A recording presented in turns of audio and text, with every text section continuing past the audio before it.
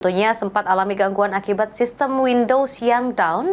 4 penerbangan salah satu maskapai di SMP 2 sempat alami gangguan, namun kini penerbangan di Bandara SMP 2 Palembang sudah kembali normal.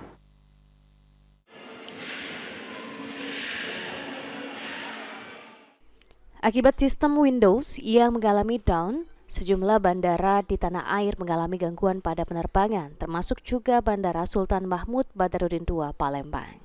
Menanggapi hal tersebut, Eksekutif Jenderal Manajer Angkasa Pura II, R. Iwan Winaya mengatakan, Bandara SMP 2 juga sempat mengalami pada hari Jumat 19 Juli, khususnya untuk penerbangan dari maskapai Citylink Indonesia.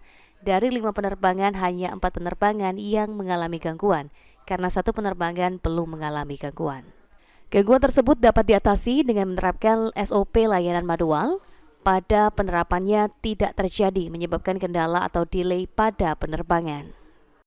SMP 2 mengalami gangguan, tapi terjadi pada hari kemarin, yaitu hari Jumat ya, khususnya hanya penerbangan untuk Citylink Indonesia.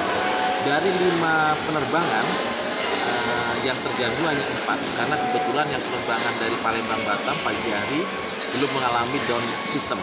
Nah, 4 penerbangan selanjutnya memang mengalami gangguan terhadap sistem dari Citylink.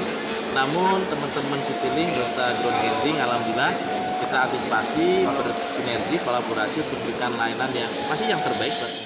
Ditambahkan Iwan, hari ini berdasarkan hasil monitoring hingga siang hari, sistem masih berjalan dengan normal dan masih akan menunggu sampai ke penerbangan terakhirnya.